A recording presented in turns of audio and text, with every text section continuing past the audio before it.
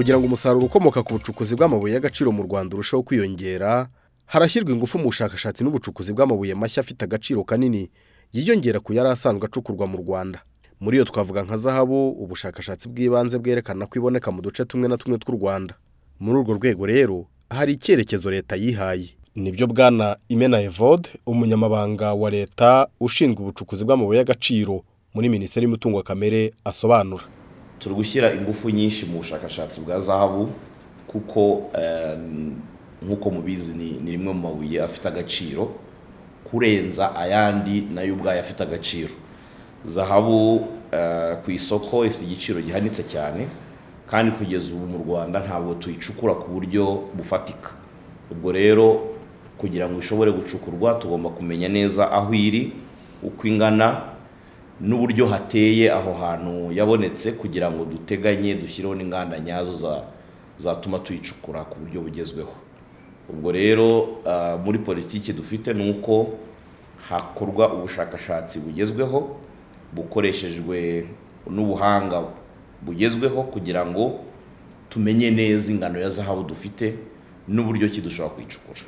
Icyerekezo dufite nuko byibuze tugira mine ebyiri za zahabu ku rwego ruciriritse, ariko muri izo ebyiri imwe ikaba yaba na mine ku rwego rw'uruganda. Uruganda rushobora gutanga umusaruro ugereranije n'izindi nganda aho bacukura zahabu.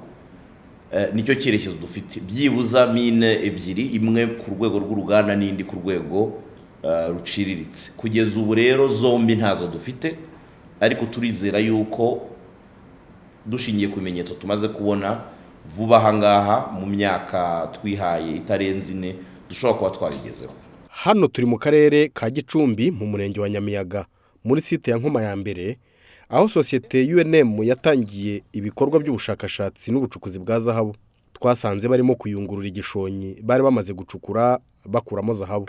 Ndimo ndugutunganya hano zahabu twita fine.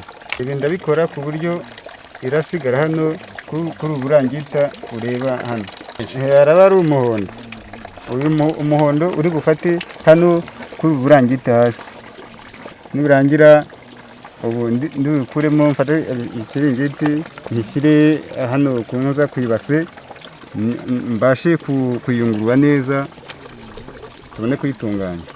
Ibikorwa by'ubushakashatsi n'ubucukuzi bwa zahabu bitanga akazi ku baturage batuye mu gace biberamo, bikabafasha mu mibereho yabo ya buri munsi.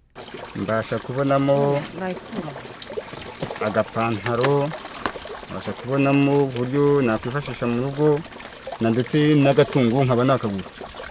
Ibi bimazemo imyaka nka 25 gucukura zahabu. Abikoraga inaha ariko namanje no kubikora ahantu bitaga mu Miyove ho muri Karembe. Hariya ruguru ahantu bitaga mu Miyove. Mbasha gutanga kamituweli abana nkabasha no kubarira mu ishuri. Abasaza tugasanga bakora rimwe na rimwe bakatwereka bati mugomba gukora gutya bana banje. Ubwo mwuga tufata gutya. Ikigaragara nuko sosiyete UNM mu bikorwa byayo by'ubushakashatsi n'ubucukuzi bwa zahabu yifashisha ibikoresho biciriritse ariko bifite akamaro. Ubumenyi bw'ibanze mu bucukuzi bwa zahabu nabwo barabufite. Ubundi turabanza tugategura tugakuraho uno mwanda wose hejuru tukagera kuri bederoke, twagera kuri bederoke nibwo dutangira kuyikata. Bederoke niyo biti gishonyi, nibwo tuyikata, nibwo tugera kuri ifiro ibirimo amabuye arimo woru. Ubwo tukayakura tukayajyana hariya muri depo, none igihe cyagera tukayashyira hariya muri ya mashini mwabonye hino. Imashini ikayamena tukayungurura, twamara kuyayungurura tukayashyira muri ya mashini mwabonye hirya ariyo burayeri, ikayasya neza tukabasha kuvanamo umusaruro wose, umwanda tukawushyira ku ruhande n'umusaruro tukawushyira ku ruhande. Ayo turi bufate hariya tubona aba ari umurongo uri mu gishonyi, mu cyo bita bederoke uri mu gishonyi, ariko bigaragara ko iyo uwo murongo umaje kubona urabanza ukamena ryabuye ukareba neza, noneho ugashyira mu mashini ugasya ukareba ugasanga rifite ririmo uyaworo. Iyi mashini nishinzwe kuyamena, yamara kuyamena ubimaje tukayungurura, noneho twarangiza ubu tukayumutsa tukazana hano kuri iyi ngiyi bayita burayeri, noneho ikayamburaya neza, ikayatunganya, tukayayungurura, twarangiza tukayagaruramo ubwo nk'inshuro nk'eshatu byibuze kugira ngo oro yose tugiye tuyivanamo. Hariya tuyungururira, ubwo twarangiza ya indi ya nyuma ya nto cyane ya fina tukayizana hano munuza muri senese, nibwo tuyitunganyiriza. Ibiva hano ni nk'umucanga, none ibiva aha ngaha aba ari nk'ifu. Iyi mashini niyo itanga umuriro igahereza ziriya mashini zindi babonye hirya ebyiri kugira ngo zibashe gusya ariya mabuye. Bwana Wizeye Emmanuel, umuyobozi ushinzwe ubutaka na mine muri Minisiteri y'Umutungo Kamere, yagiye akurikiranira hafi ibikorwa by'ubushakashatsi n'ubucukuzi bwa zahabu bikorwa n'amasosiyete anyuranye.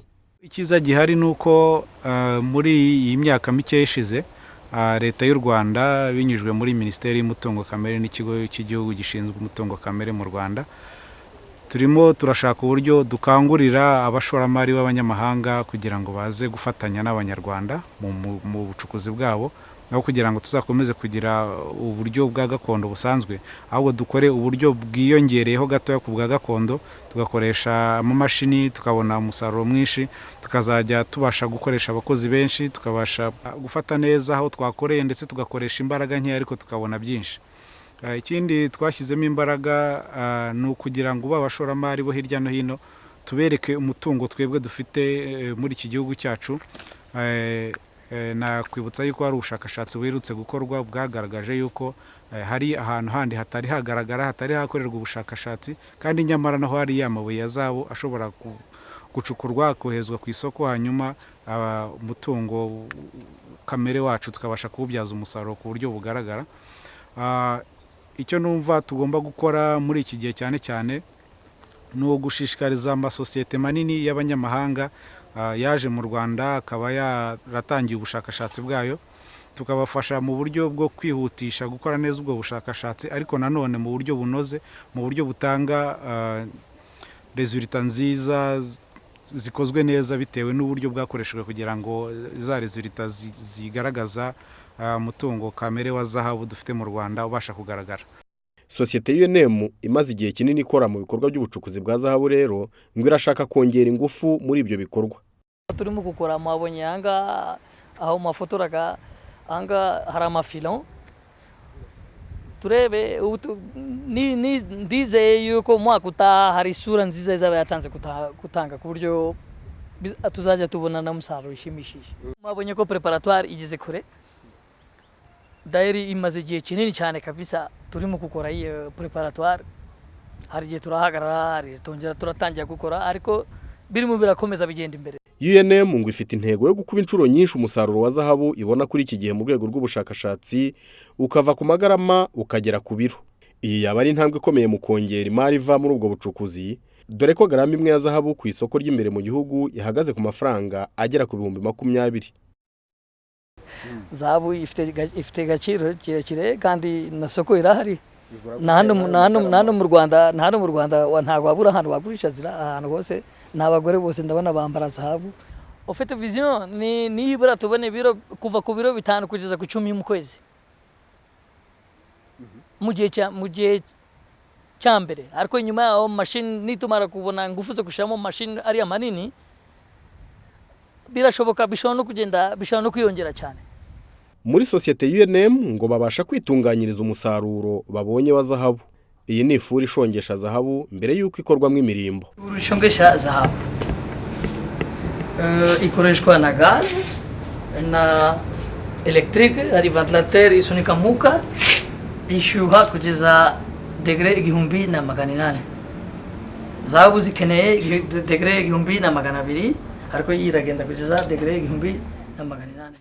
Mu Miyove mu karere ka Gicumbi ho mu ntara y'Amajyaruguru, sosiyete Rogi Mining yahatangiye ubushakashatsi kuri zahabu guhera mu mwaka wa 2006. Twabutangiye muri 2006 dukora icyo bita soil sampling, ayo gufata ubutaka tukabupima, tukabujya muri laboratoire tukamenya ikirimo. Tumaze kurenga nka stage ya mbere. Stage ya kabiri twakoze yari yo gukora ama-trench, gukora imiringoti miremire, ku buryo umuringoti umwe waba ufite metero zigera kuri 30 z'uburebure.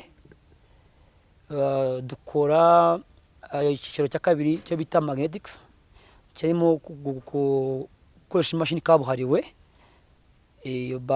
zo mu rwego rwo hejuru zitekitinga kureba kiri hasi y'ubutaka. Uburyo byose byaje kuduha amarizita meza, navuga ngo ari positif, bituma dukora indi programme ariyo yitwa sondage. Programme yo sondage twabaga dukoresha imashini navuga ngo zo mu rwego rwo hejuru mu kuzana ubutaka ku buryo tugera muri metero 200 zibujya kuzimu. Twamara kuzamura bwa butaka tuvanye kuzimu tukabujyana muri tukabukatamo kabiri tukabujyana muri laboratoire. Laboratoire zigakora navuga ngo ubushakashatsi bundi cyangwa gupima ibiri mu butaka, nkuko kugira ngo babone bagaragare cyangwa se bagaragarize n'iki kirimo, ese kiranga n'iki, gifite ubuhe bwoko. Cyezo turimo ubu ngubu usanga ngaho turi muri programme ya nyuma irangiza iyi projet. Ubushize twakoze metero 2300 z'ubujya kuzimu, ariko icyo gihe dukora 150, 200, 180 bitewe n'ubutaka uko bumeze na capacity y'imashini zacu. None tugakuba hamwe muri rusange ku buso bwose twakozeho tugatubona umubare rusange wa metero twakoze. Ubwo programme dushikaje yitwa target yacu yakabikurikira, duteganya gukora 4500 kugera kuri 5 muri rusange. Icyo gihe bikazaduha icyo bita final results cyangwa se ubushakashatsi bwa nyuma. None tukazabona cya kindi bita reserves. Ubwo reserves zaduha iki rero? Izaduha kumenya ese perimeter dufite zacu zirimo toni zingana iki za zahabu. Ubushakashatsi bukorwa na Rogi Mining nubwo butararangira ngo buratanga icyizere cyane ko bukorwa n'abafite ubuzobere bwa ngombwa. Ikigaragara nuko ari Karenda aho twakoze, ari Masogo, yari Baradega, hose hagenda hagaragaza ibipimo byiza, ku buryo muri tumaze gukora phase zirenga 3, twaba tugiye gukora phase ya nyuma ariyo final stage tugiye ya nyuma tugiye gukora. Muri etude preliminaire twakoze ari magnetics survey twakoze igaragaza ko dushobora kudukoroketinga mo target kugira ngo ducukure twongere ibipimo twari dufite. Ikijyanye na final stage twari dusigaje, icyo dusigaje ni tugiye cyo bita guconnectinga, guhuza imiyoboro twari twaragiye dukorera mu bushakashatsi, tugiye kwihuza yose, duhuze Karenda, duhuze Baradega, Masogo na Mure, tuzihuza zose dukore na extension kugira ngo tuzamure mu results, ku buryo twizera ko mu mpera z'umwaka utaha tuzaba twabagaragarije ibipimo niba dushobora gukora commercial deposit, niba ari commercial deposit niba dushobora gukora kubaka icyo bita mining industry mu Rwanda ifatika ikomeye kugira ngo izagire igihugu akamaro n'abaturage akamaro. Ubushakashatsi buri gutera imbere kandi nk'uko mubizi mu mateka y'u Rwanda zahabu yagiye icukurwa mu bice byegereye ishyamba rya Nyungwe no mu bice byegereye Miyove, ariko nyuma twashatse kujya ku yindi ntambwe ngo dukore noneho ubushakashatsi nyabwo, nibwo leta yahamagaye ababifitiye ubushobozi baze bakora imishinga y'ubushakashatsi. Ni imishinga rero ihenda, abo tuzi bamaze gushoramo amafaranga arenga miliyoni 8 z'amadolari bakora ibyo bita drilling, bakaba baragaragaje ko hari ibyitwa ounces zigera byibuze ku 700,000. Aho ndavuga ku masosiyete abiri akorera mu bice by'akarere ka Gicumbi, Rurindo na Burera gapande gato. Ubwo aho ngaho niho twizera yuko dushobora kugira mine imwe nini byibuze ya zahabu n'indi ishobora kujya ku rwego ruciriritse, ariko kugira ngo iyo mine iba yajyaho dukeneye byibuze kubona ounces miliyoni. Ounce iba ipima mu magarama 30, ubwo murumva ounces miliyoni uko bingana. Aho bitewe nuko ishoramari rikenewe kugira ngo ushyireho urwo ruganda ushobore gucukura iyo zahabu, ukenera amafaranga menshi utaramenya ko byibuze ufitemo zahabu yatuma koko wubaka uruganda, ntabwo wabikora. Ubwo rero turashaka kuva kuri izo ounces 700,000 tukagera kuri ounces miliyoni kugira ngo habe hashobora kujyaho uruganda. Ubucukuzi bw'amabuye y'agaciro ya zahabu bwavuzwe kuva kera cyane mu Rwanda, cyane cyane mu cyahoze ari Cyangugu, ariko bukaba bwarakorwaga mu buryo bwa gakondo. Kuri ubu rero haravugwa ibikorwa by'ubushakashatsi bwimbitse bujyana n'ubucukuzi bwa zahabu muri icyo gice cy'igihugu. Mu murenge wa Bushekeri ho mu karere ka Nyamasheke twahasuye sosiyete yitwa General Mining Company. Turacyari muri ubwo bushakashatsi, ntabwo turagera ku gihe cyo kuvuga ngo harimo ibingana bitya. Urabona ko tugicukura hejuru, nk'ahariya hejuru ku musozi aho dukorera handi baracukuye. Hari ukuntu kera bababwiraga ko batagomba kurenga ahantu hari igishonyi. Icyo gihe ari nk'ikintu abazungu bababwiraga ngo ntimukajye hasi, ko baravuga ngo nimujye hasi muzabura umwuka mugire mute, bakaguma hejuru. Icyo gihe rero twebwe turacukura dushaka kumenya aho amabuye ari, kugira ngo none tuzakore iyo raporo tuvuga ngo ahangaha harimo angana atya n'angana atya. Ibyo rero bigusaba kujya muri laboratoire gushaka aba engineer bakazana bakatwigira umushinga bakadufasha. Ibyo turimo ubu ngubu, izi zahabu bacukura ahangaha izo mu kabande ntabwo aba ari zahabu z'umwimerere, buriya ni zahabu ziba zaravuye ku musozi igihe imvura iguye ikazizana mu kabande. Hejuru aho dukorera handi hari zahabu z'umwimerere, ariko ni ahantu bacukuye cyane ku buryo hari imyobo myinshi, ariko tuzi ko amamashini naboneka tukajya hasi tuzabona zahabu. Igikorwa rero urabona abakozi dufite barabanza bagakuraho ibi bitaka byo hejuru bakabishyira impande, amara kubishyira impande bakamanuka hasi. Iyo bageze hasi bahura n'amazi, urabona ko ari mu kabande. Hari imashini mureba, iriya mashini iramanuka igafata ariya mazi mwabonye. Iyo imaze gufata ayo mazi, ubwo abacukuzi baba bari hamwe n'iyo mashini, kuko amazi amanuka babagenda bacukura, bakagenda bakagera hasi aho bita ku gishonyi. Icyo gishonyi nicyo bakuraho izo zahabu. Iyo bamaze, ubwo ziba zivanze n'umucanga. Uwo mucanga niwo bafata bakawushyira mu mazi, bakora icyo bita gucangura. Iyo bamaze gucangura bafata amakarayi bakayungura wa mucanga wasigaye aho bacanguriye. Ubwo bamaze gukuramo amabuye, umucanga mukeya usigaye hasi niwo urimo zahabu. Bafata ikarayi rero, wa mucanga bakawushyira ku ikarayi,